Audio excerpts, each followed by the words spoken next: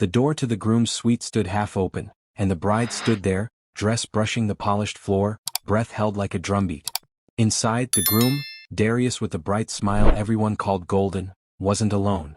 He was kissing his best man Jordan. Not a quick mistake. A slow, careful kiss like two people who had waited too long. Amara did not drop the bouquet. She gripped it until the stems squeaked. A talking drum rattled somewhere down the hall, the choir rehearsed the praise chorus, and aunties laughed as they adjusted gelly head wraps the color of ripe mango. In that small room time split like dry wood. Darius and Jordan froze. Jordan's hand was still on Darius's jaw, thumb trembling. Darius's eyes opened and found Amara in the doorway, veil pinned with coral beads, the dress sewn with love by women who hummed the same hymn now drifting toward them. Amara, Darius said, voice thin. It's not. It is, she answered, the two words walking themselves into the air. Her voice was steady, and that steadiness scared both men more than any shout. Jordan stepped back first. He looked from Darius to Amara, then to the small framed photo on the dresser, a picture of the three of them from last summer. Lake water, sunlight, matching white shirts.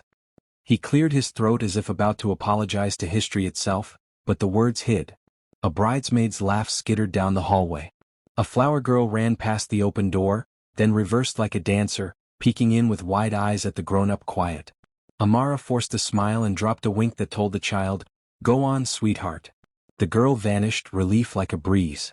"Lock the door," Amara said. Darius obeyed, fingers fumbling the bolt. She walked in slowly, the rustle of her dress the only sound. An old proverb from her grandmother stepped into her mind. The calabash you do not shake cannot tell you whether it holds honey or stones. She had come early to bring Darius a small surprise, her Nana's braided leather bracelet for his wrist, a family blessing. Instead, the day had shaken itself and answered with stones. "How long?" she asked. Darius looked at Jordan, not at her. That was answer enough, but she waited because waiting was how truth came in their community. Slow at first, then all at once, like rain after harmattan.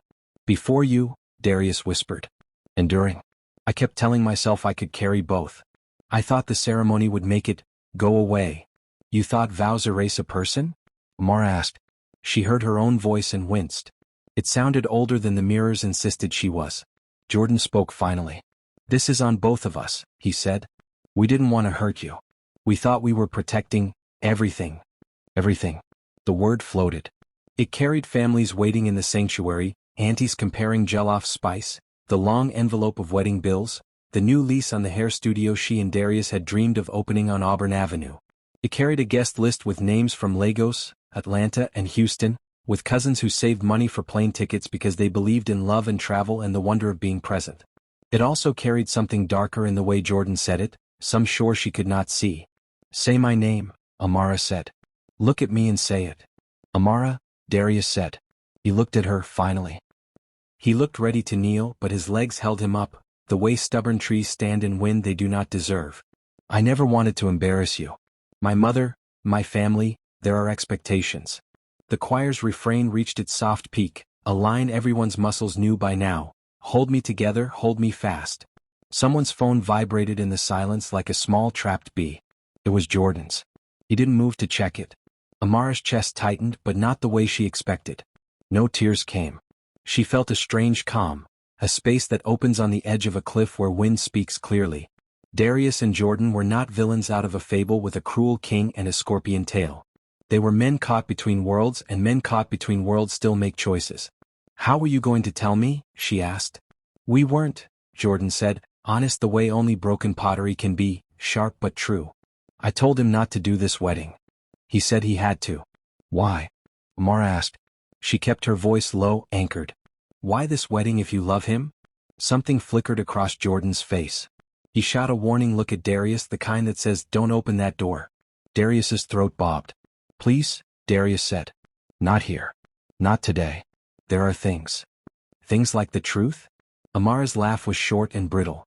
"The truth fits anywhere, Darius. Church or market. Morning or night."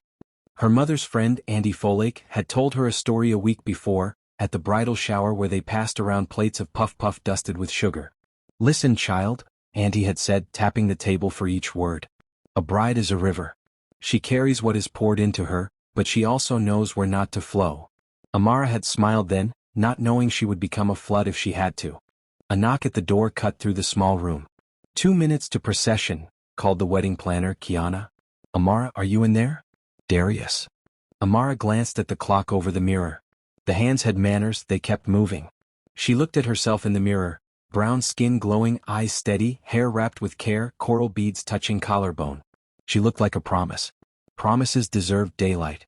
Amara, Darius whispered again. Please. We can still talk after. We can still walk out there, do the vows. I'll explain to you everything later. I swear. She stepped closer to the two men so they could hear her better than the choir, better than the whispers mounting in her own head. The problem with later, she said, is that you already used it up. A second knock. 1 minute. Everyone's seated. The mothers are ready to light the candles. Tell them we'll be right there, Darius called, voice cracking, trying to sound like a man steering a boat that was already taking on water. Kiana's heels clicked away. Amara pulled in a breath. She reached into the little silk purse hanging by her wrist and lifted out the braided bracelet. This was supposed to be my blessing for you, she said. From my Nana. She said it held the strength of the women who raised me. I think I'll keep it for now. Jordan's phone buzzed again. He finally looked at it. His eyes flashed surprise, then fear. His mouth opened and then closed. Darius noticed. What? He asked. Jordan slid the phone into his jacket. Nothing, he said too quickly, and while Amara had no room left for pity, she had room for observation.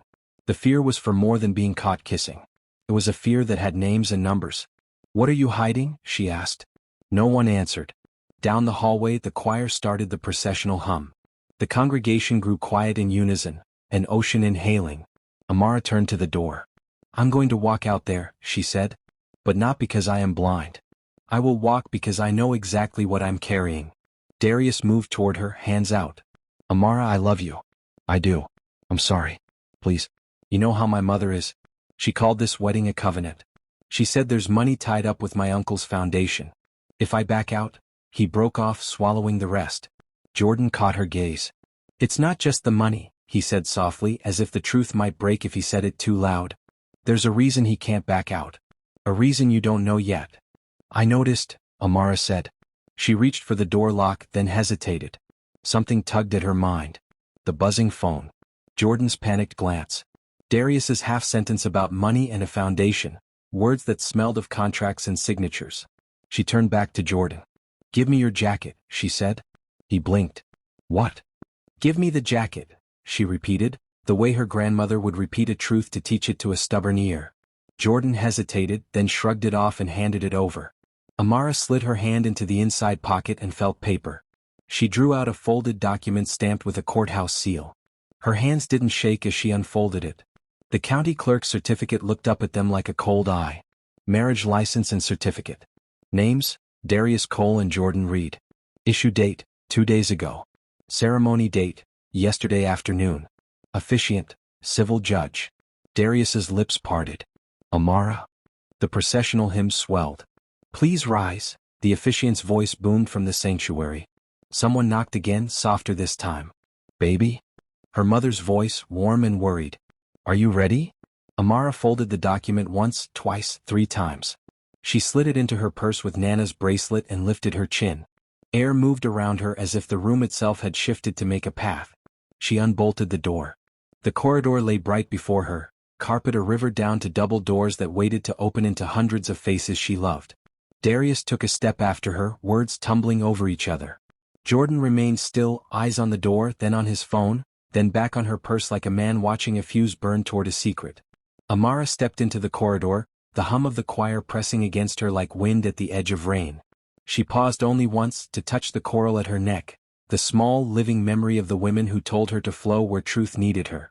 Then she squared her shoulders and began the walk toward the sanctuary, purse heavy with a paper that could change every script written for the day. The ushers gripped the door handles. On the other side, the whole room rose to greet a bride.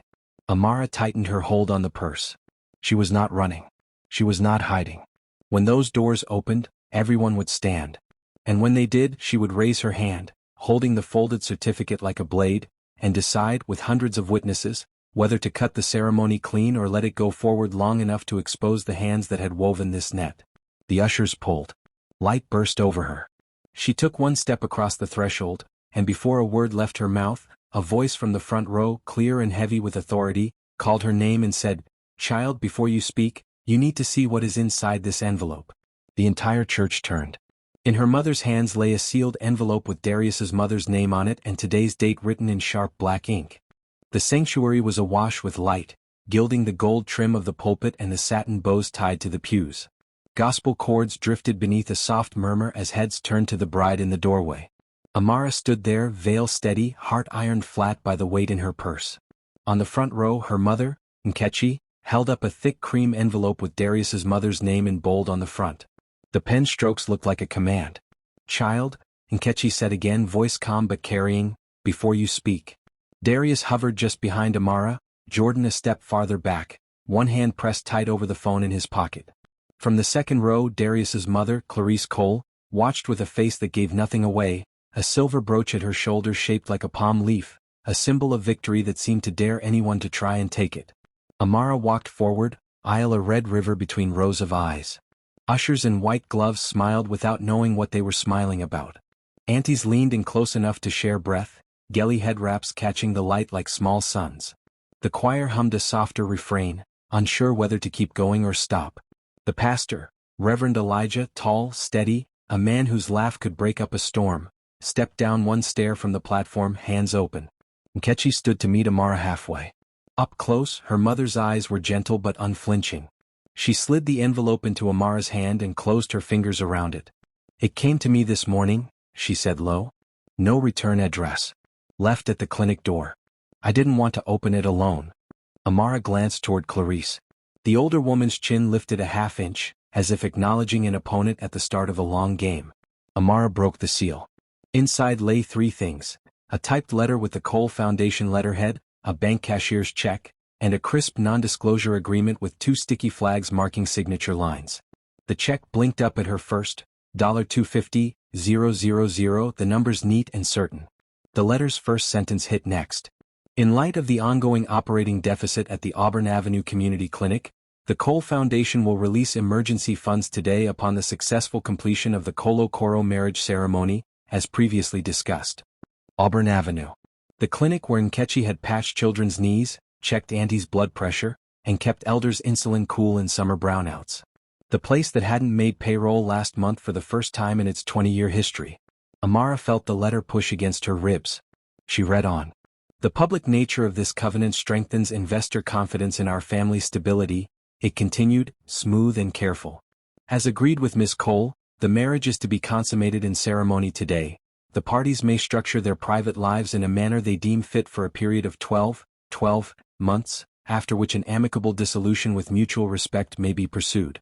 Confidentiality is required. Enclosed, please find a personal honorarium for the bride in recognition of her partnership in safeguarding community health." Honorarium. The word tasted like a bribe-wearing perfume. Amara lifted the NDA. The clauses were tight as a fist. No disclosure of private arrangements, no public acts that might harm brand value, no discussion of prior romantic entanglements. Penalty clauses that would drown a household. "Who sent this?" Reverend Elijah asked quietly. Amara didn't answer. She didn't need to. Clarice rose, smoothed the front of her dress, and stepped into the aisle with the measured grace of a woman used to podiums and boards. "We are all here to celebrate a beautiful union," she said, smile warm as fresh cornbread yet fixed in place. "And yes, Reverend, the Cole Foundation had hoped to make an announcement later this afternoon. Our family pledged to stabilize the clinic, Sister Nkechi's clinic, because we believe in caring for our own." She turned to Amara, voice softening just enough. "Your family, dear. All we ask is dignity. Finish what we started. Let's keep our community whole." The words slid like oil over water. Heads nodded around the sanctuary, some folks even said, "Amen," out of habit. Community. Clinic. Oh. The language had the right shape. But Amara felt the wrong weight underneath, the way a pot looks full of soup and turns out to be steam. Jordan took 2 steps into the aisle, throat working. "You can't do this," he said to Clarice, voice raw. "Not like this." Clarice didn't look at him. "Young man," she said, "this is not your stage." Darius reached for Amara's elbow, barely brushing her. "I wanted to tell you," he whispered. "About the clinic. About the arrangement. My mother said we could spare everyone pain. We could still be good to each other. We could build your studio. We could." Live a lie in public, Amara said. And in private? His eyes dropped like he'd been told to stare at the floor. Jordan and I would keep separate. Quiet. No one would be hurt. The clinic would live. Hurt had already arrived and sat down, crossing its legs. Reverend Elijah's voice rested on the air. Sister Cole, he said to Clarice, a marriage built to steady money will rattle souls. We are not talking about money, Clarice said. We are talking about stability. The Cole name has carried this neighborhood through 3 recessions. We built the youth center when the city would not. We kept lights on at the school when the state cut. We are talking about saving a clinic that will close on Monday without this help. We are talking about hundreds of people who need those doors open. She faced the congregation now, working the room like a conductor. Let us not be selfish. Selfish. The word darted from pew to pew like a mosquito. People shifted. A deacon coughed into his hand. 2 cousins from Houston exchanged a look that meant, this is mess, and also, we understand pressure. Amara turned the check over. On the back, a handwritten note in a tidy script. Cashable today. Proof of deposit to be posted on clinic door by 3 p.m. Today's date. Nkechi watched her daughter, waiting without rushing. The waiting itself was a kind of courage. Amara remembered sitting on a milk crate in the clinic supply closet as a child while her mother counted bandages like they were prayers. When they ran low, Nkechi would smile at her and say, God will make a way if we keep our hands honest. Amara folded the letter and slid it back into the envelope. What if the way is truth? She asked, voice steady. What if truth is the path that keeps us from drowning later? Clarice's smile thinned. The truth is complicated, dear. Truth is truth, Nkechi said softly. Jordan's phone buzzed again. He pulled it out, trying to shield the screen, but the bright rectangle lit his face. A message preview flashed before he could swipe. Stage 2, slideshow at Signal. Verify ring. Jordan went pale under his cocoa skin. Amara's breath caught. Verify ring? Her gaze dropped to Darius's hand. The ring he'd chosen, simple platinum band, glinted. She remembered him laughing once that his mother insisted on a matching set with a tiny chipset inside, for insurance in case I lose it. He had said it like a joke. What slideshow? Amara asked. Jordan pocketed the phone. It's nothing, he murmured too quickly. Then louder to Darius, they're pushing. We need to stop this. They? Amara repeated. Jordan's eyes flicked toward Clarice and then away. Investors. PR team. People who think lives are chessboards. Clarice's mouth barely moved. Don't be dramatic, Jordan. Reverend Elijah gestured gently to the choir director, and the music fell to a low hum, buying them air. He looked at Amara. Daughter, you do not have to decide under a spotlight, he said. We can step aside. Take 10 minutes. Or a day. The sanctuary will still stand.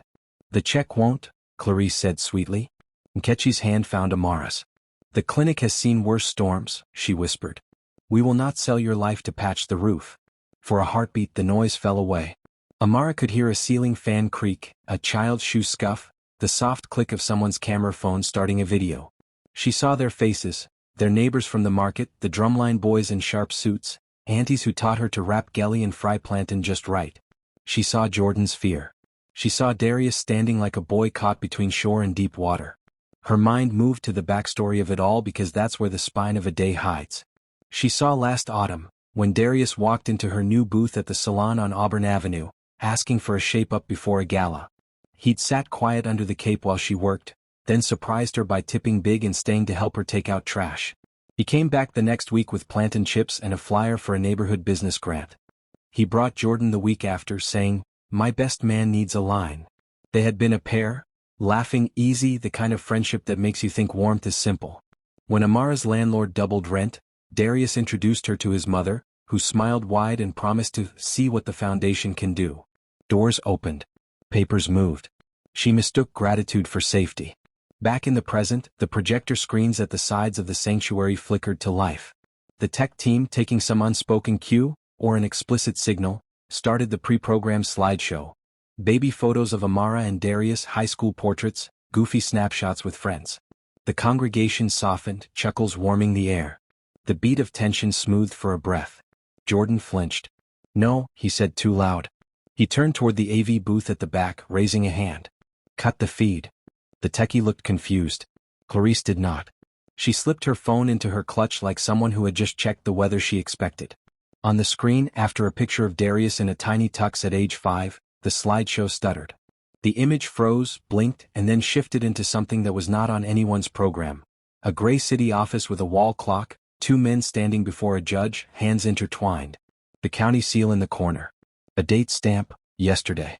The microphone picked up a low, tinny voice. Do you, Darius Cole, take Jordan Reed?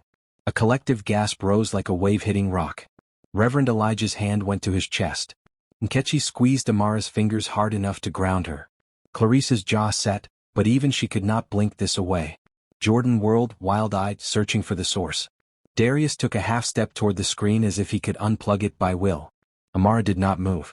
She felt the check and the letter heavy in her left hand, the certificate in her purse like a second stone. Truth had not waited politely. It had walked down the aisle and taken the microphone. For a long second, no one breathed. From the back, a voice tried for a joke and failed. This part of the program? It wasn't. Amara lifted her chin to speak, to choose her river, to direct its flow, when the sanctuary doors at the rear slammed shut with a heavy click, and 2 men in dark suits posted themselves there like hired bookends. One reached to his sleeve, speaking low into a cuff. Clarice didn't look back at them, but her shoulders lowered a fraction as if a plan had latched into place. The screens brightened, the judge's voice grew clearer, and the camera angle shifted to show signatures being inked. Amara's mouth opened to call for the feed to be cut, when the projector cut itself. The screen went black, then filled with a new image that made her blood run cold. A grainy live shot of the groom's suite moments ago, the door half open, 2 shadows framed in a slow, careful kiss. And then, without warning, the image zoomed, sharpened, and froze on 3 faces, Darius, Jordan, and a bride in the doorway, while a second window popped up on the screen, counting down from 10 with a bright red border. 9, 8, 7. Someone had scheduled a broadcast. Amara stared at the numbers falling, the whole church holding its breath with them, as the hired suits at the doors reached for the locks and a voice she did not recognize whispered through the speakers, "Let the truth be seen." 6, 5, 4. The red countdown flashed against the white walls like blood running over snow. The congregation's murmurs swelled into panic. Ushers moved toward the AV booth, hands waving, voices overlapping. "Pull the plug. Turn it off." What is happening? Amara's body felt carved out of glass, still, transparent, ready to shatter. Darius lunged for the aisle, shouting to the tech crew, "Cut the stream." But the big screen didn't listen. At 3, the overhead lights flickered. At 2, Jordan's phone buzzed again, an incoming call labeled Foundation HQ. At 1, the screen froze for a breath, then burst into motion. A live feed from outside the church. The crowd gasped. Camera drones hovered in the afternoon sky, panning over the stained glass windows and the streaming guests at the entrance. The broadcast had already gone public. Someone was live-streaming the wedding on social media. On every phone in the congregation, notifications chimed, "Breaking, groom caught in scandal, watch now." The video feed cut to footage of Darius and Jordan's civil ceremony. The judge's voice echoed in perfect clarity, "By the power vested in me by the state of Georgia, I pronounce you legally married." And then chaos. "Turn it off."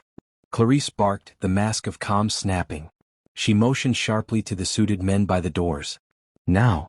The guards moved toward the AV booth, but half the guests were already standing, phones raised, recording everything.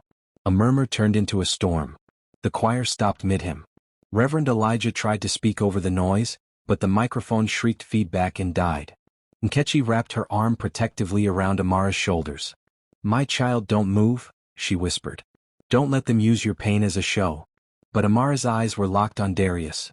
His face pale, his jaw tight, guilt and terror wrestling behind his eyes. He looked from his mother to the screen, then to Amara, lips trembling. "I didn't plan this," he whispered. "I swear I didn't," Mama said. Clarice's voice snapped like thunder. "Enough, Darius." She turned to the congregation, raising both hands as if she could command the storm to stop. "This is a technical sabotage, nothing more. Please sit down. Let's not shame ourselves before outsiders." But the crowd wasn't listening. Phones were already sharing, voices already judging. Someone shouted from the middle pew, "This wedding's cursed." Another voice, "He played her. On the altar."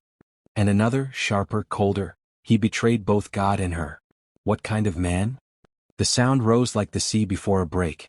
Amara's heart pounded in her ears. She could taste the metal of anger on her tongue. For a moment she thought of the little girls outside, The flower girls who had practiced all week, twirling with their tiny baskets. They were waiting for a fairy tale ending. Instead they would see this. She drew a breath, lifted her veil, and let it fall to the ground. The church hushed for one long, trembling second. "Enough," she said. Her voice carried, clear and controlled, slicing through the noise. "If the truth wants light, let it shine. Don't hide it." Every eye turned toward her. Even Clarice froze. Amara stepped forward, her heels echoing on the tiled floor. She faced the screen, the crowd, and then Darius. "You made promises, Darius. To me. To this community. To the truth. But your foundation, your name, wanted control, not love. You planned to marry me for a donation. For a lie." Her voice didn't shake. "Tell them, Darius. Tell them what your family asked you to do." Darius's lips parted. No sound came. Clarice stepped between them, but Amara didn't back down. "Mrs. Cole," she said, "you think we're all blind. But we see you now. You tried to buy silence, tried to own people's hearts with money. You tied charity to deceit. You dressed it up as duty." Clarice's expression flickered, just a heartbeat of unease before the steel returned. "You don't understand business, my dear," she said smoothly. "Men make mistakes. Families clean them up. The clinic survives, everyone wins." "Not everyone," Amara replied. "Some of us lose our dignity first." The congregation murmured in agreement. Reverend Elijah's wife stood, folding her arms. "Child, speak," she said quietly. "We're listening." Amara lifted the envelope, the check glinting as she unfolded it. "This," she said, raising it high, "is the price they put on truth. $250,000 for silence." Gasps rippled through the pews. Clarice moved forward, voice firm but low. "Be careful what you accuse, young lady. Words can ruin lives." "Then maybe they'll rebuild better ones," Amara said. She turned toward the projector operator. "Show everything. Every message, every file they sent." The technician hesitated, then nodded and switched the display. A folder opened on the big screen. Foundation emails, hidden contracts, timelines of damage control plan, all time-stamped within the past week. Each document bared the truth. The marriage was meant to disguise a secret partnership scandal that could ruin the Cole family's funding empire. The crowd erupted again, this time not in confusion but fury. Clarice's face blanched. "Who gave you access to those files?" she demanded. Amara's lips curved just slightly. "Maybe the truth gave itself access." Jordan stepped forward now, voice trembling. "Mrs. Cole, it's over. They deserve to know. You made us live in lies too long. You said we'd ruin your image if the world knew. You said." "Enough." Clarice snapped, but it was too late. Jordan's voice cracked open like a wound. "You said you'd cut funding to every shelter Darius's foundation supports if he didn't marry her. You blackmailed him, your own son." The crowd gasped again, sharper this time, angrier. Clarice's poise faltered for the first time. "I protected him," she said quietly, eyes darting to Darius. "I protected you both." "No," Amara said. "You protected yourself." Then silence. Not the calm kind, but the kind before something big falls. A loud crack split the air. The sound of wood snapping. Heads turned. The grand floral arch near the altar trembled, petals raining down like bloodied confetti. Someone screamed as the structure tilted, collapsing across the front pews. The projector cables ripped free. The screen went dark. Smoke rose from the AV booth, short-circuit sparks from the old wiring. Ushers rushed forward, trying to contain the small electrical flare. The guests pushed toward the exits, shouting, tripping over pews. Amara felt her mother pulling her back. "We need to leave, child," Ketchy said. But Amara's gaze stayed fixed on Darius, who was staring at the flickering lights, his face wet with something between shame and disbelief. "I didn't want this," he whispered, shaking his head. "I just wanted peace." Jordan gripped his arm. "Peace built on lies breaks louder than truth." And then, amid the smoke and panic, Darius staggered backward, bumping into the pulpit, and the envelope Amara had dropped slid open across the floor. The check drifted out like a pale leaf. Clarice dove for it, trying to grab it before the crowd saw, but Reverend Elijah's hand reached first. He picked it up, turned it toward the congregation and said gravely, "This house of God does not sell mercy." The church erupted into cheers, cries, and clapping. Someone began singing, "Let Truth Reign." And others joined, voices trembling with emotion. Clarice stood frozen, realizing she'd lost the room. Her power melted with every note. Amara turned to her mother. "Let's go," she whispered. "The truth doesn't need me to stand here anymore." They moved toward the side aisle, the crowd parting for them like a tide. Jordan followed, tears streaking his face. Darius stood alone in the swirl of smoke and noise, watching the only woman who truly loved him walk away from a dream turned nightmare. As Amara reached the door, the screen behind her flickered one last time, static forming a message typed in red letters. This was only phase 1. The screen went black. Share your thoughts in the comments below. If you're still watching, don't forget to like, subscribe, and turn on notifications so you don't miss what happens next. Tell us where you're watching from. We love seeing how far our storytelling family reaches. The church emptied like a jar knocked over, guests spilling out into the humid Georgia afternoon, murmuring, clutching their phones, recording every ember of the scandal that had just burned through what was supposed to be a wedding. The choir members stood near the doors in silence, their white robes stained faintly by the smoke. Outside, the air smelled of heat, perfume, and confusion. Sirens wailed faintly somewhere in the distance. Someone had probably called the fire department when the smoke started rising inside. Amara stood on the steps of the church, veil gone, bouquet wilted in her hand. Her mother, Nkechi, stayed close, one arm around her shoulders. Reporters, or people pretending to be, already hovered beyond the parking lot, phones raised. Jordan came out behind them, coat torn, eyes glassy. Darius followed slowly, his once pristine tuxedo jacket streaked with dust. He looked smaller now, like a man who had been emptied of everything except regret. The crowd parted when they saw Amara. She didn't look back at Darius. She just said softly, "Mama, let's go home." Nkechi nodded. "Yes, my child. We are done here." But the moment they stepped toward the car, a black SUV screeched to a halt at the curb. The door swung open and Clarice Cole stepped out, still in her cream-lace dress, her pearl earrings glinting in the harsh sunlight. Behind her were the two men who had locked the church doors earlier. "Amara," she called out. Her voice was commanding, not pleading. "You cannot walk away like this. We need to talk. In private." Amara turned slowly. "There's nothing left to say." Clarice's face twitched. "Oh, there's plenty left. You have no idea what's at stake." Nkechi stepped forward before her daughter could answer. "Mrs. Cole," she said firmly, "what's at stake is the truth. And you can't bury that anymore." Clarice's expression hardened. "You think this is about love, don't you? About hearts and betrayal?" She took a step closer, lowering her voice. "You don't understand the world we live in. Darius was protecting something far bigger than himself." Amara frowned. "Protecting what?" Clarice glanced around, then waved the guards away. She stepped closer, voice low enough only Amara and Nkechi could hear. "My family's foundation isn't just a charity. It's tied to investors, foreign partners, government contracts, powerful people who watch everything we do. A scandal like this doesn't just ruin us. It threatens dozens of projects, hundreds of workers." Darius married Jordan legally for leverage. A merger. Jordan's company owns rights to land the foundation needs. The marriage gave us legal access. Amara's heart hammered. "So all of this, the fake wedding to me, the lies, it was a business deal?" Clarice's jaw tightened. "It was strategy." Nkechi shook her head slowly. "You people turn souls into spreadsheets. God help you." Clarice's lips pressed thin. "That video inside the church, the one that leaked, it wasn't me. Someone hacked our system. Someone is trying to destroy my family. You may think you're the victim here, but whoever's pulling the strings doesn't care about you or Darius or anyone else. They care about exposure." Amara crossed her arms. "You're saying someone else set this up?" "Yes," Clarice said quickly. "And I can prove it. That message at the end, phase 1? That wasn't ours. It came from an anonymous account that's been blackmailing the foundation for weeks. Whoever they are, they wanted today to fall apart publicly. And you played right into their hands." The sound of the sirens grew closer. The first fire truck turned the corner. Crowds were still filming. Darius looked lost, staring at the pavement, his hands trembling. Amara took a slow step toward Clarice. "Then tell me, Mrs. Cole, if you're so sure there's someone behind this, why haven't you called the police?" Clarice smiled bitterly. "You don't call the police on people who own the police, my dear." Nkechi's grip on Amara's arm tightened. "We're leaving." But Clarice reached into her clutch and pulled out a small flash drive. She pressed it into Amara's palm.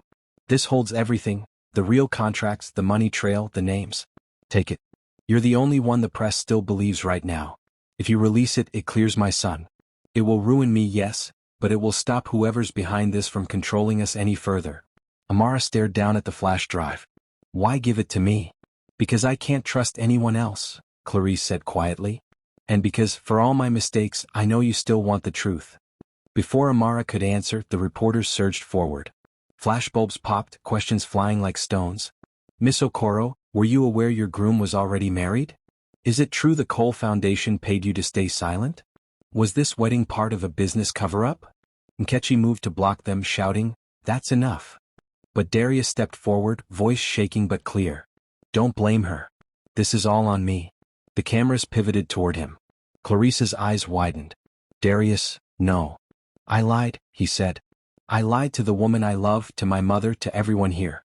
I thought I could balance truth and duty, but all I did was destroy both." Tears streaked his face. Amara didn't deserve this. Jordan didn't either. If you want the real story, follow the money, not the people. The crowd erupted into shouts. Some applauded, others booed. A few reporters scrambled for his exact words. Amara's pulse thundered. She wanted to hate him, but in that moment, all she felt was the ache of what could have been. Clarice grabbed her son's arm. "You're not making statements without counsel." But before she could finish, one of the black SUVs parked across the street exploded into a burst of flame. The blast wave threw everyone to the ground. Screams tore through the air. Glass shattered. Smoke mushroomed skyward. Amara hit the pavement hard, ears ringing, vision spinning. Her mother's hand found hers through the chaos. "Amara!" Nkechi shouted. She coughed, pulling herself up as dust filled her lungs. "Mama, are you okay?" "I'm fine," Nkechi gasped. "You?" "I think so." Then she looked around. Clarice lay on the sidewalk, blood trickling from a cut on her temple. One of the guards was motionless beside her. Darius stumbled to his feet, dazed. "What was that?" Jordan shouted, "It's them. Whoever sent that message, it's them." Through the smoke, a black car sped away from the opposite street corner. Amara saw the glint of tinted windows, the flash of a license plate partially covered with duct tape. And then it was gone. Her mother clutched her hand tightly. "We have to go now." But Amara's fingers tightened around the flash drive still in her palm. It felt hot, almost alive. Whoever they were, they wanted the truth buried forever. As firefighters rushed toward the wreck, and sirens screamed louder, Amara realized something chilling. This wasn't just about love or betrayal anymore. This was about power, and she was holding the only key that could expose it all. She looked at her mother, then back at Darius, then down at the flash drive. The decision in front of her was heavy as the world itself. If she exposed the files, she could destroy every corrupt hand tied to the Foundation, including Darius's family, but she might also paint a target on her own back. If she stayed silent, they'd rebuild their empire of lies, and her silence would make her their accomplice. She closed her hand around the flash drive as smoke curled around the church spire like a warning. Amara took a breath and whispered to herself, "Truth costs. But lies, lie forever." As sirens wailed and reporters shouted her name, she turned and walked straight into the chaos, choosing the path that would soon shake every name in Atlanta's high society. Night fell over Atlanta like a storm with no thunder, quiet but heavy. The once bright church was now cordoned off with yellow tape, and the air still carried the faint metallic tang of smoke and fuel. Police lights pulsed red and blue across the faces of reporters still lingering for scraps of new information. Amara and her mother had been escorted away hours ago by paramedics, but she refused to go to the hospital. She was sitting now in the small apartment above her mother's clinic on Auburn Avenue, the same place where she'd once learned to braid hair and count coins from the donation jar. The clinic below was dark except for one flickering light in the hallway. On the table in front of her sat the flash drive. Small, silver, silent, and dangerous. Her mother, wrapping a bandage around her wrist, said softly, "You don't have to do this, my child." Amara looked up. "If I don't, who will?" Nkechi sighed.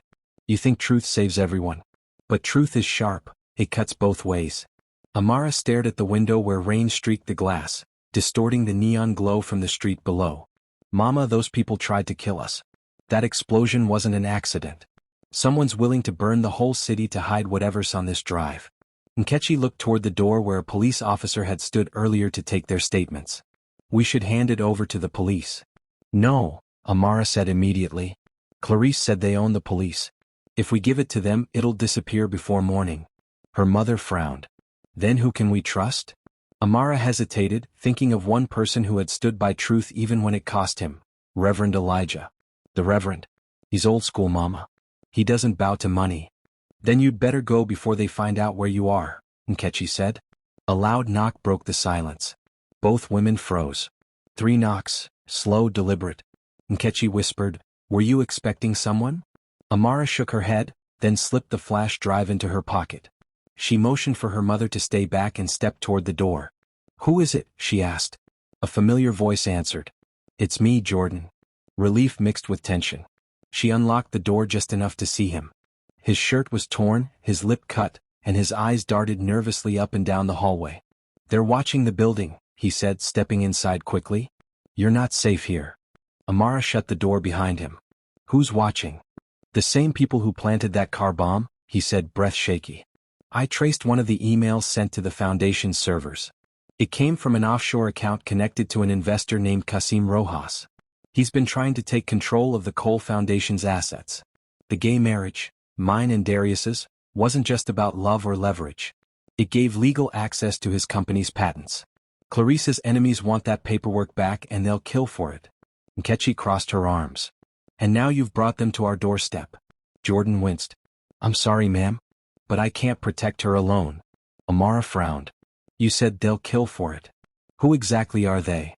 Jordan looked out the window before answering. "A group called the Syndicate of Eight. They fund major charity fronts across West Africa and the States. They use those donations to launder billions. The Cole Foundation was their biggest vessel. That's why Clarice panicked when the wedding collapsed, because she knew once people started digging, the syndicate would come for all of us." Amara's pulse raced. "And this drive, what's on it?" "It's proof," Jordan said. "Bank logs, false grants, ghost hospitals, even fake orphanage funds. Everything the syndicate used to move money. Clarice stole it to use as blackmail in case they turned on her. But she never expected the truth to get out this fast." Amara exhaled slowly. "Then I can't hide it." Jordan shook his head. "If you release it now, they'll find you before the morning news cycle. You need protection, and a platform too big for them to silence." "Like the press?" Jordan nodded. "Exactly. Someone national. CNN, maybe The Guardian. But we have to get out of Atlanta first." Before Amara could answer, her phone buzzed on the table. A known number. She picked it up cautiously. "Hello."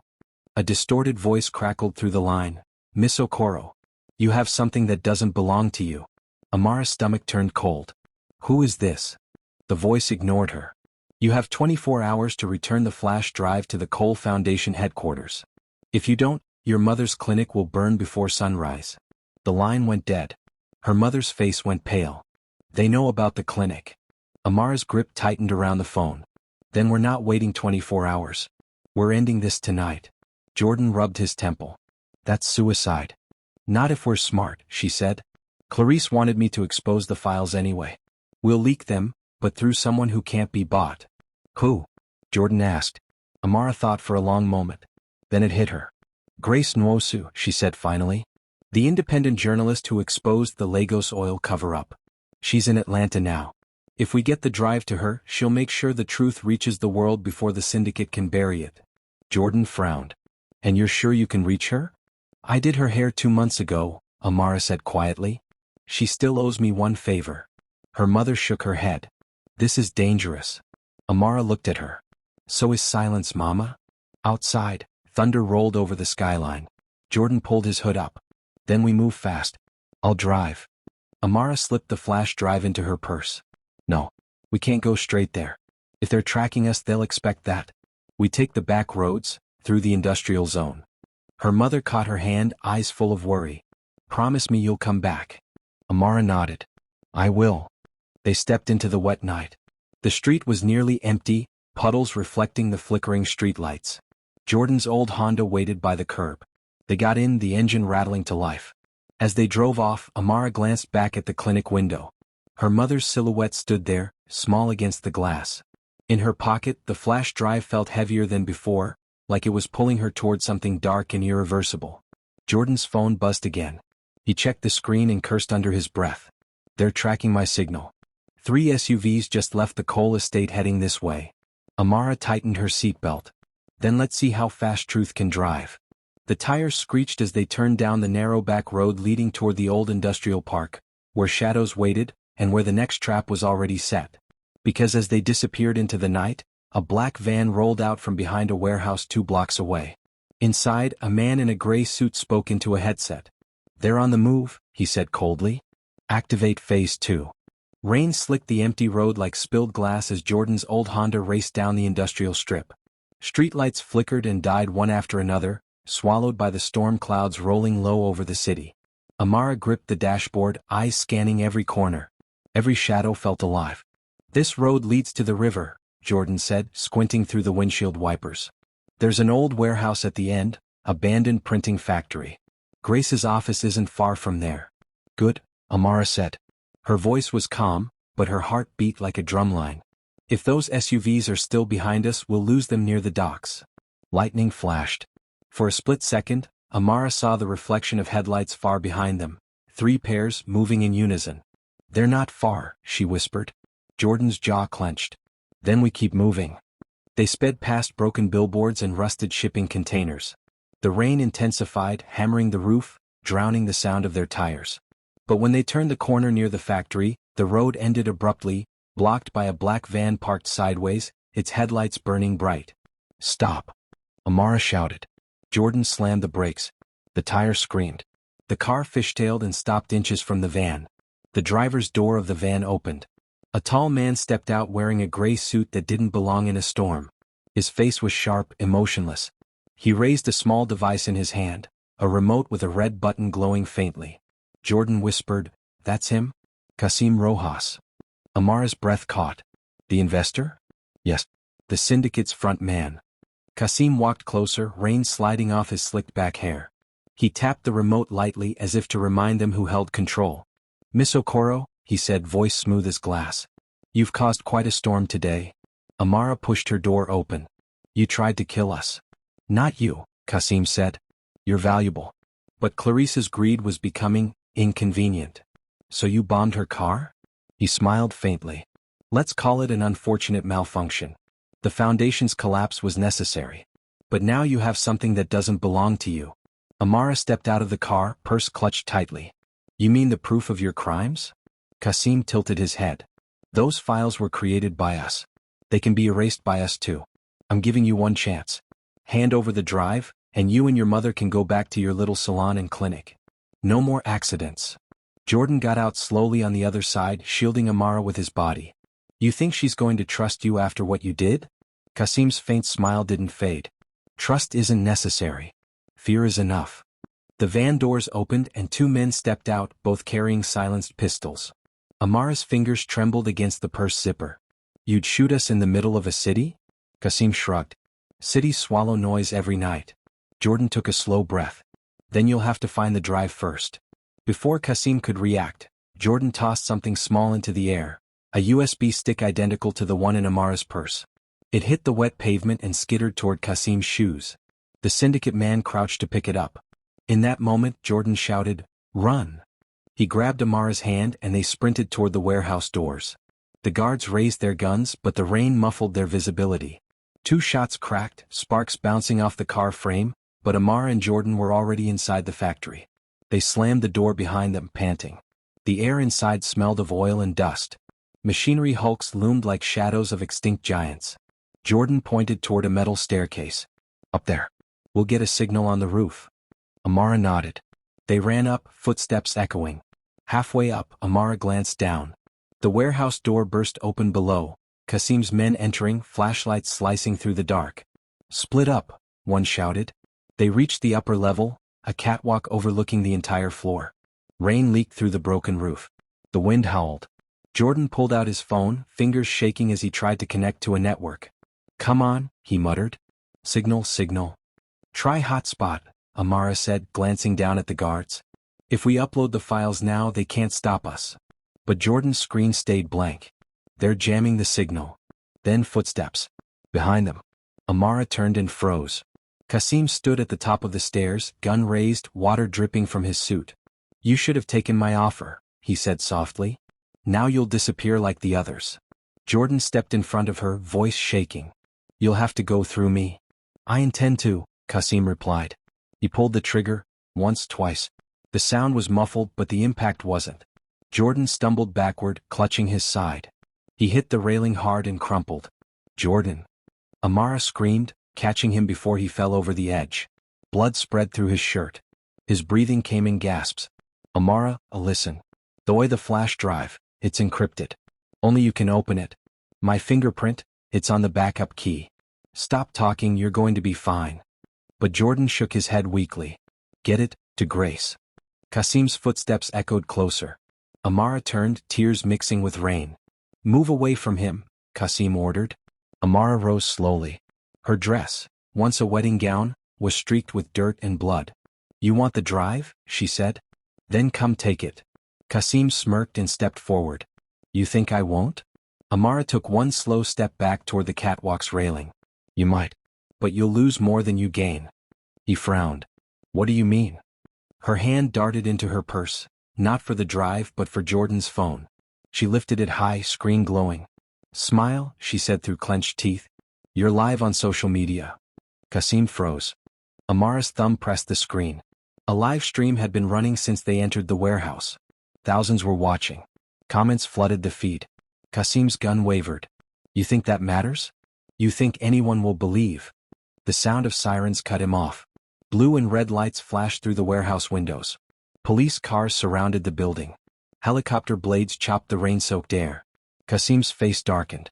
Who? Amara held up her phone. Clarice sent them, she said. She's not as finished as you thought. Kasim cursed under his breath. This isn't over. He backed toward the stairs, shouting orders in another language. His men fled toward the exits. The first SWAT officers burst through the lower doors seconds later. Amara dropped to her knees beside Jordan. His eyes fluttered open weakly. Told you, truth drives fast, he murmured. Stay with me, she whispered, gripping his hand. Don't close your eyes. Paramedics rushed up the stairs. They took Jordan, loading him onto a stretcher. He was barely conscious, blood loss painting his skin pale. As they carried him down, one officer stopped beside Amara. Ma'am, we found Mrs. Clarice Cole outside. She's alive. Said you'd need this. He handed her a small envelope, soaked but sealed. Inside, a note in Clarice's elegant handwriting read, The syndicate runs deeper than you know. Keep the drive. If you fall, truth must not. Amara looked up, eyes filled with determination. She tucked the flash drive into her jacket, turned toward the flashing lights, and walked out of the warehouse into the storm. Behind her, Kasim Rojas was dragged out in cuffs, his calm finally broken. But Amara knew this wasn't the end. The message Phase 1 still echoed in her mind. Whatever came next, whatever Phase 2 truly meant, had already begun. The storm didn't stop when morning came, it simply softened into a gray drizzle that hung over the city like sorrow refusing to leave. Atlanta's skyline looked bruised, the streets littered with soaked newspaper headlines screaming, Wedding scandal turns deadly, Foundation tycoon arrested. Amara sat by the hospital window, staring out at the slow crawl of cars and umbrellas. She hadn't slept all night. Her hair was damp, her eyes red. On the bedside table beside her lay two things, the flash drive and Jordan's wedding ring. He was alive barely. The doctor said the bullet missed his lung by a hair. He'd lost a lot of blood, but he was strong. Every time Amara looked at the ring, her throat tightened, not from jealousy, but from grief for how tangled love and lies had become. The door opened quietly. Reverend Elijah stepped in, hat in hand, his face solemn but kind. My child, he said softly, you've walked through fire. Amara forced a weak smile. Feels like it's still burning. He sat down beside her. The police took Kasim, but half his men vanished before the arrest. Clarice's statement was sealed by the court this morning, and the syndicate's lawyers are already moving to clean up the mess. So they'll get away with it, Amara said bitterly. Not all of them. But the kind of men who build empires in the dark, they know how to hide. The question is, do you still plan to shine light on them? Amara looked at the flash drive. That light could burn me too. The Reverend nodded. Truth always does. But it also frees. Amara turned to him, her voice shaking. You think God wanted all this? The pain, the betrayal, the blood. The Reverend placed a gentle hand over hers. God didn't plan their lives, child. But he gave you courage to survive them. Courage is the weapon of the righteous. Tears blurred her vision. Courage doesn't fix the clinic, Reverend. He smiled softly. Maybe not. But it can clean the wound before it festers. If you expose this, others will come to help. Real ones. Not the kind who buy souls. A nurse stepped in quietly. Miss Okoro, someone's here to see you. Amara frowned. Who? The nurse glanced over her shoulder. A woman. Says she's from the Guardian. Grace Nwosu. Amara stood quickly, clutching the flash drive. Reverend Elijah gave her a slow nod. Go. The truth has been waiting long enough. Grace stood in the hallway, tall and composed, wearing a black trench coat and carrying a recorder. Her eyes were sharp but not unkind. Amara Okoro? She asked. Yes. Grace extended her hand. You have something the world needs to see. They walked together down to the hospital cafeteria, empty except for a sleeping security guard and a humming vending machine. Amara slid the flash drive across the table. Grace looked at it, then back at her. You sure about this? You're handing over evidence that could take down billionaires, politicians, maybe even your government.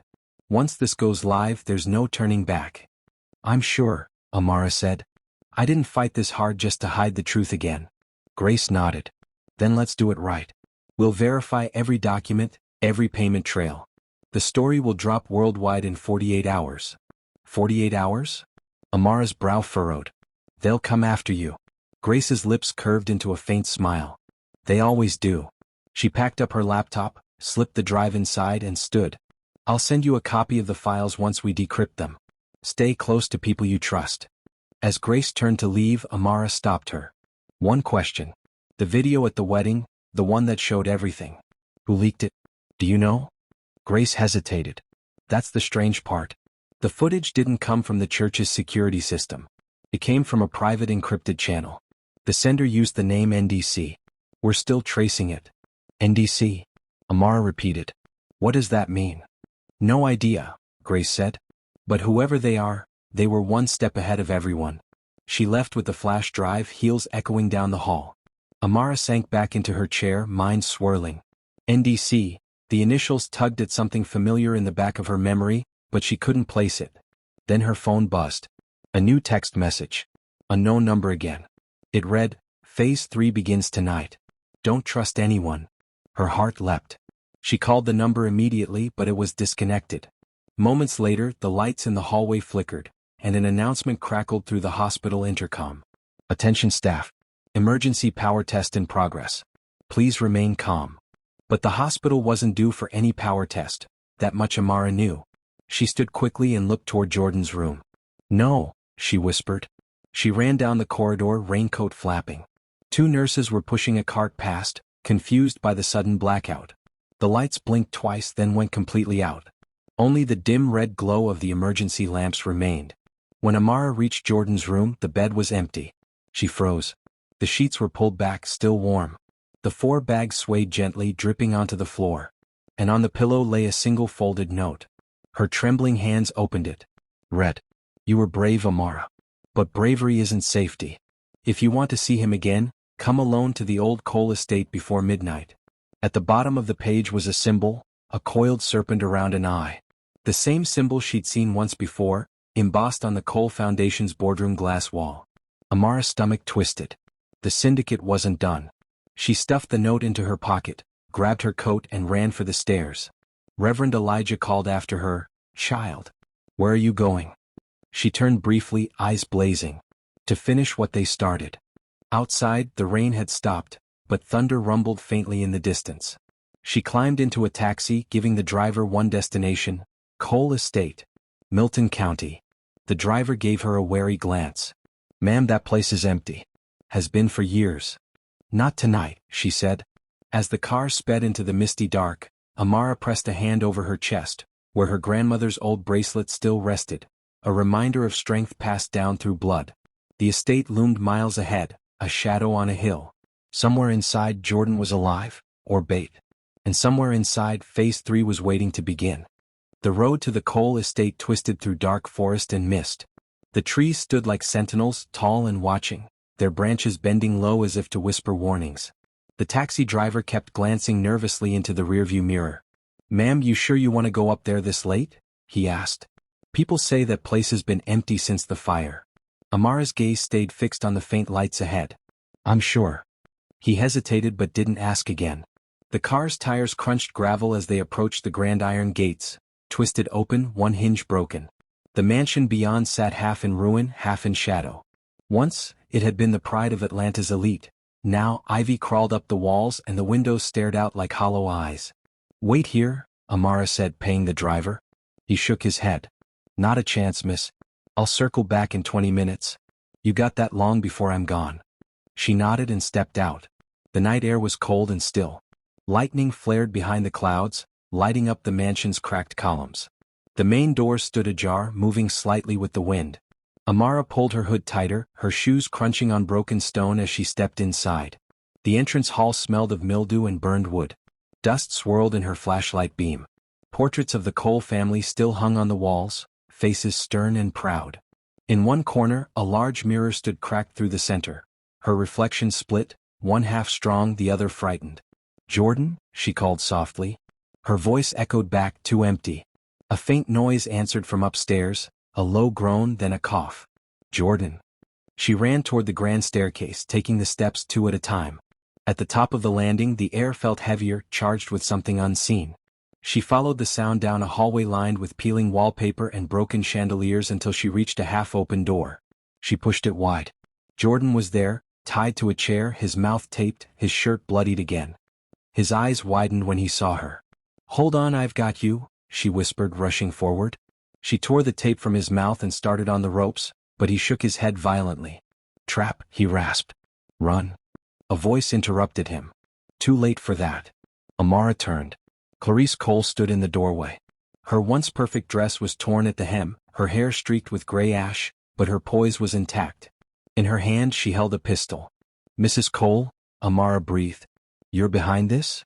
Clarice smiled faintly. "Behind? No, my dear. Above. I told you there were people watching, didn't I? The syndicate was never just investors. It was me. I built it, brick by secret brick. I built it to keep the powerful in debt to me. And now you've ruined years of work." Amara's stomach twisted. "You had Qasim arrested." "I sacrificed him," Clarice said simply. "Every empire needs a scapegoat. The police think he was the head. Meanwhile, the real machine keeps running. Me and the board behind me. You, unfortunately, became a problem when you refused the marriage. I needed a public story to control the narrative. A grieving bride works better than an exposed whistleblower." She raised the gun slightly. "So here's what happens next. You'll vanish. The story will say you fled after the scandal. Jordan will be found later, tragically dead, evidence of a jealous fight. The world will move on. The syndicate will live." Amara took a slow step forward. "You won't get away with this." Clarice laughed softly. "My dear, I already have." Lightning flashed through the shattered window, casting her face in hard relief. "You want to talk about truth," Clarice said, voice rising. "But truth is a luxury. It feeds no one. My lies kept entire cities running, schools, clinics, orphanages. I corrupted the system because the system was already rotten. I just learned to profit from the decay." Amara's pulse thundered. She looked at Jordan, weak but alive, shaking his head. His eyes flicked toward the corner where an old security camera blinked faintly. A plan formed. "Clarice," Amara said carefully, lowering her voice. "If you're going to kill me, at least tell me one thing. What does NDC mean?" Clarice's brows lifted. "You saw that. It was on the leaked footage." Clarice smiled, a cold, proud smile. "The network of deep control. NDC. My circle. The 8 people who decide which stories the world believes. Kings, ministers, CEOs. You thought you uncovered corruption, but you only touched the surface." Amara's eyes darted toward the camera again. It was still recording, blinking red. She forced her tone steady. "Why tell me all this?" "Because," Clarice said, stepping closer, "I like when people understand why they're dying." Her finger moved toward the trigger. A deafening gunshot split the air. Clarice staggered, eyes wide. Blood bloomed across her shoulder. The gun fell from her hand. Behind her stood Reverend Elijah, rain-soaked, holding a pistol with trembling hands. "You'll harm no one else tonight," he said quietly. Clarice fell to her knees, clutching her shoulder, fury twisting her face. "You, how?" "I followed the trail of your sins," the Reverend said. "You forgot the church owns more than Bibles, we own cameras too." Amara rushed to Jordan, freeing the last knot. "Can you walk?" He nodded weakly. "I think so." The Reverend tossed the gun aside. "I already called the police," he said. "They're on their way." Clarice laughed through the pain. "You think this ends with me? You think I'm the monster? I'm just the doorway. You open it, others will come." Her laughter echoed through the hall even as the blue lights of squad cars flashed outside the broken windows. Minutes later, Clarice Cole was taken out in handcuffs, her manicured hands still gloved, her smile strangely serene. 3 weeks later the world knew everything. Grace Nwosu's exposé titled, "The Bride, the Foundation, and the Syndicate of Lies," spread across every major news network. Arrests followed in 4 countries. Assets frozen. Schools reopened under new management.